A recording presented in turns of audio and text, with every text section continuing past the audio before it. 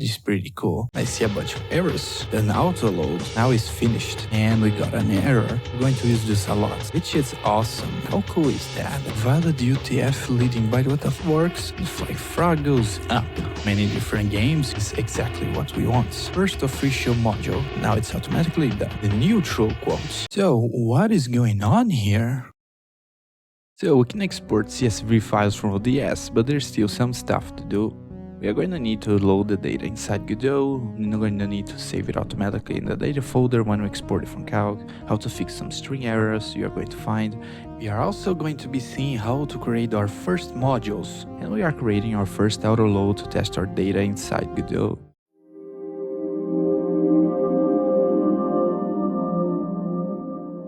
So first let's test the export CSV text in Godot by adding some names here.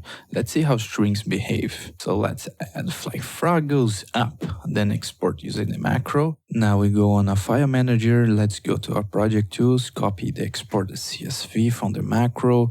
Let's go to our data folder and let's copy it here. And now if we go back to our project folder, should try to import, and there seems to be an error here. CSV translation, so it's trying to import our data CSV as a translation, which is not the case, and of course it returns an error. So let's fix this by going here to our game data and just rename this to text file. This should be able to fix it. Now it is going to be imported as a text file, and we no longer have the issue of the translation. So let's try to open it, and I see a bunch of errors. Invalid UTF leading byte, what the f... So, what is going on here? So, can you guess what happened? It actually is very simple. By the way, I'm using Godot version 4.02 stable. I had an issue with the version 4.0 that got resolved with this new one. You can always see the version that I'm using by looking on the bottom right corner down here. We created the strings here, but look closer. Do you see the double quotes? They are not neutral quotes. By the error in Godot, seems that one of our texts are not UTF-8 encoded, as you can see here. Invalid UTF-8. Yes, it's the double quotes. If you check on Confusable Summary on unicode.org, as you can see here, there's a bunch of variations of the double quote. And the issue we are having is that on CALC, it's adding automatically the open and closed quotes, which you can also verify if we open our project folder, go to data, open our text file, and you can see here that the quotes are not neutral quotes. So we only want the neutral quotes. But how we fix that in CALC? So to change the behavior on LibreOffice CALC, you need to go to Tools and Autocorrect Options. And you can disable the automatic quote replacement. If you disable this and you click OK, now when you type the double quotes, it should place here the neutral quotes instead of these different ones, which give us the error with the UTF-8 on Godot. So now if we save and export, then you need to go back here on our project tools, copy our CSV file, place on the data. Then we don't want to maintain this as translation, so let's rename this as text, and that should open in Godot now. If we open now the text here, it should open without any issues. So that errors are now fixed with the double quotes not being the neutral ones. So Godot treats CSV files by default as translation files. So if we rename this back here, you can see Godot automatically tries to import as CSV translations. And while we can still keep renaming the file to not be automatically imported as a text file, there is a better solution than this. We can change our macro to automatically export as a different file. So let us delete this file here, and let's open here LibreOffice, and let's go to Tools, Edit Macro, and we are going to see on the CSV macro that there is a format here on line 22. And let's change here the format to, instead of CSV, to CSV data. So now the file should be in a custom format, and this will prevent Godot to automatically try to import it as a translation file.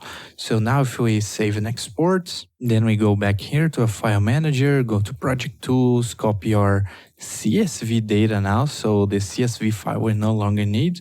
So now it's CSV data file, and then go back here to our data file and paste it. And now when you're going to get back to Godot, you're going to see that Godot does not even recognize the file. So it no longer tries to import it. So this is the solution for Godot to not automatically import the file. So instead of we're going back to the project tools, copying our CSV data files back to the data folder to be opened by Godot, why would not export from project tools directly into the data folder from the macro? This is much faster and probably better than what we currently have. So let's go back to our calc here and let's go to tools, macros, and add a macro. And let's add the macro to the new version. By messing around in Visual Basic Reference on the internet, I was able to create this new macro, which now exports directly to the data folder in the project folder on Godot. So here's how it works. We added this function here, which gets the path to the current document, then split into arrays. Then we are going to remove the last two entries. So basically is getting the path to the current document like this, then it's splitting into an array, and it's removing the last two entries, which is the name of the document and the folder which it currently is. Then we get this folder here. And this folder is used down here. And we just add here the name of the folder which we want inside, which in this case is our data folder. So it's going to get the path we currently have and add here our data folder, just like this.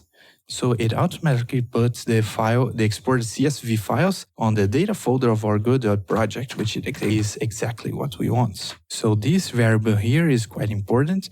If you want to export your CSV files in another folder, you're going to need to change this here. So just like the previous part, you can grab the new macro from the pastebin folder, and what you're going to want to do is to copy this and place on the macro on LibreOffice Calc. Now this is the macro version 1. I'll be posting the version 2, which automatically exports to the data folder inside your Godot project. So after you have copied the macro from the pastebin, you're going to come here and paste the new macro. And I say 2.0, it is actually 1.2. And just remember that the folder is going to be placed is here on the data folder variable. Also, don't forget to save the macro after you have changed it. So now if we close it, and if we add here something like A, B, C, D, we save and export, it should go straight into the data folder now. Now if we go back here to our project folder, and we go to the data folder, and we open the notepad, if you drop here the data, you can see it export correctly. And now it automatically exports from project tools to the data folder, which is awesome. And we no longer have to manually copy it back and forth. Now it's automatically done. So that should be the last addition to our macro. Our macro now is finished. Now if you go back to Godot, you're going to notice that Godot does not recognize the CSV data file, and it does not automatically try to import it. But the file is still there. So let's do a quick test and load and print that information. And for that, we're going to need our first module, which is going to be a script file that is going to hold static functions for all the abstract file operations we're going to need, such as loading the file as a text information. So let's add a new script. Let's go to File, New Script. Let's place on the script folder, and we're going to call this Module File Manager. So this is going to be our first official module, and let's save it. So now let's give a brief description of what this is going to do. And if you remember from our previous video, we do not want to extend for a node. So instead, let's put here a ref counted. Now we want to give here the name of the module. Let's add here a description for our module and of file operations, so we know it later for what it's used for. Our first function here is going to be a static function that is quite important, so we can later reference this without having to create a new instance. We can just preload the script file and access their functions. So let's go static func and print file. And this is going to be our first prototype function in loading the data. So it returns nothing, so void, and it's going to need a file path, which is a string to the file we want to load. It prints as a text information on the debugger down here. And we want to define a variable here, which is going to get the string and we're going to print. So the text is going to be a string. And to open the file, we're going to use file access. So file access, and we're going to say here open, and it's going to open the file path we just gave it. We also are going to read the file. So file access.read here. And we can say here .get as text. And this should get our file as text information. Then the last step is for us to simply print that information. So print text. So this is a test function just to print the file, and it's basically loading the file's text information. Now we want to have the path folder to the data file as a constant, but it is not a good idea to keep this in separate modules. So we're going to create a new module to hold the constants of the entire project for things like this. So let's add a new script here, and we're going to call it module constants. And this is going to be quite an important module. We're going to use this a lot. So let's create a new file and the same thing. So let's copy here the prefix. Then we are going to come here on module constant. Let's copy this and let's update here. It's module constants. And let's add here a description. So this module is going to allow a single place to see all the constants in the project. So this is going to be used a lot. So let's add here a new constant, and this is going to be a path to our folder, which is the data folder. So this is going to be a string, and we just are going to copy here the path to the data folder. And this we are going to use to load the file from the data. So let's save this. Let's go to our file manager here, and let's add a new function here, which is going to be print all files in a folder, so in a given folder. And this is going to be asking for a file path to the folder, which is going to be in the string, and this function does not return anything. So let's do a void. So let's do the following. We are going to say for file in dir access, this is how you can access folders and directories. Let's put dir access, and let's say files add, and we pass here the file path folder, which is we input it as an argument. So for the files on this folder, we're going to say print files. So we're going to print the files from that folder. So we're going to say file path for the folder plus the file itself. So now this should print all the files inside the folder. So now we have the modules which we are going to use to print our data files so we can see them inside Godot.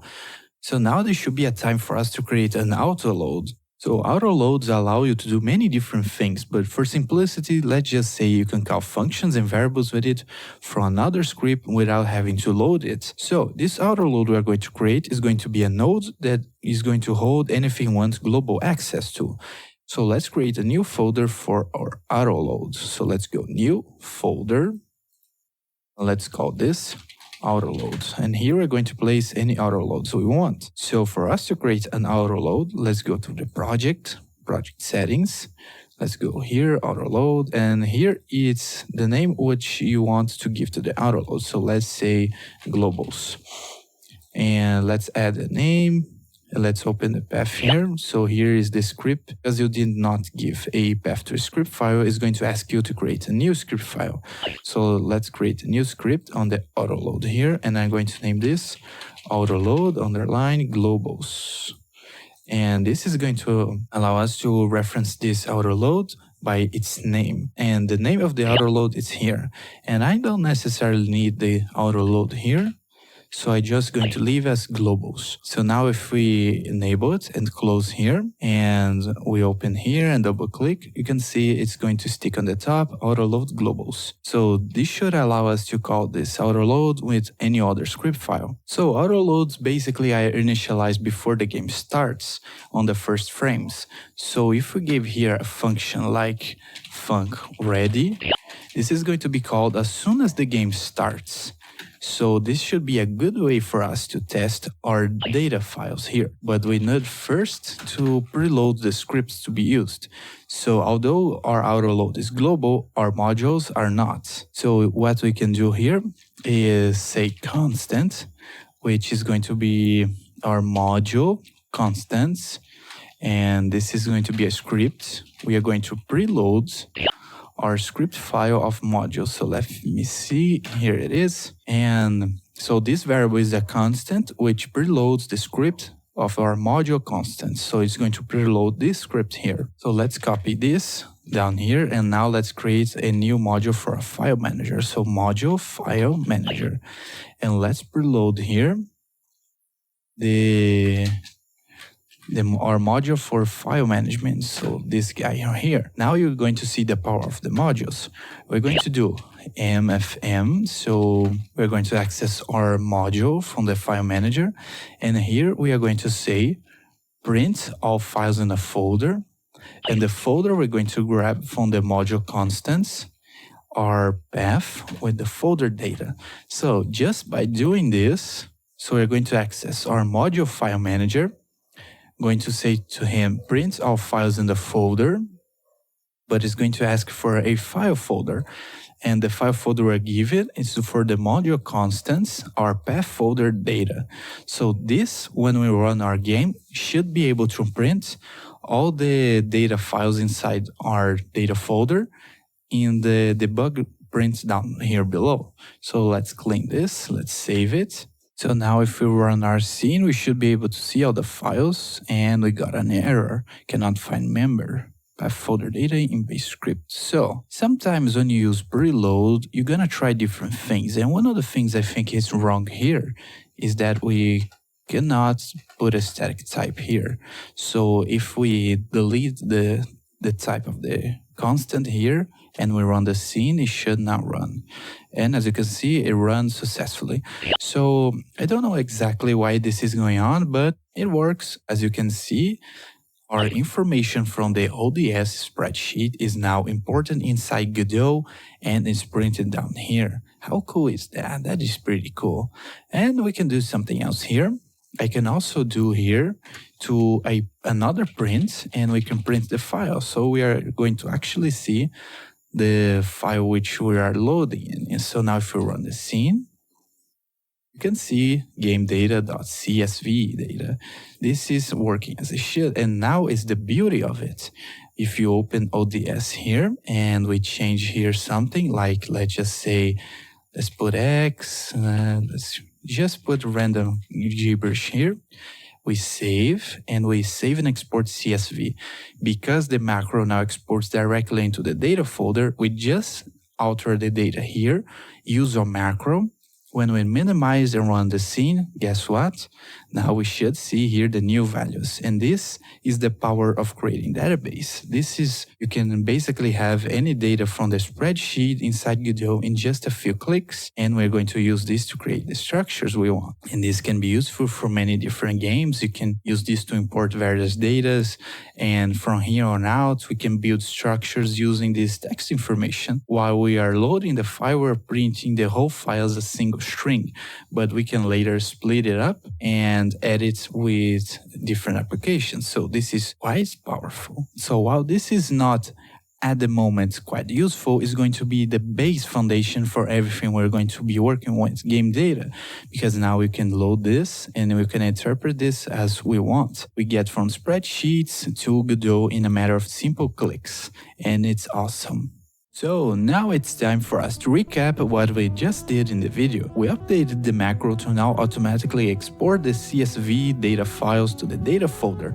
No longer we need to manually copy them from the project tools folder over the data folder, and this is quite an improvement in speed. The update macro also now exports the files as CSV data instead of CSV files only. This was to solve the issue with Godot automatically try to import CSV files as translation. And while you can go and and rename the files to mark as text, it's usually a lot faster to just export as a custom file data such as the CSV data, which Godot does not recognize and will not try to use them automatically. We disabled in Calc the option to replace the neutral quotes with open and closing quotes. This breaks the UTF-8 format and Godot cannot verify or export the data as valid resource files. And this is very important because we are going to use a lot of strings in our game data files. We also printed the data from the ODS spreadsheets inside Godot, and that is the basis of the system we're trying to achieve.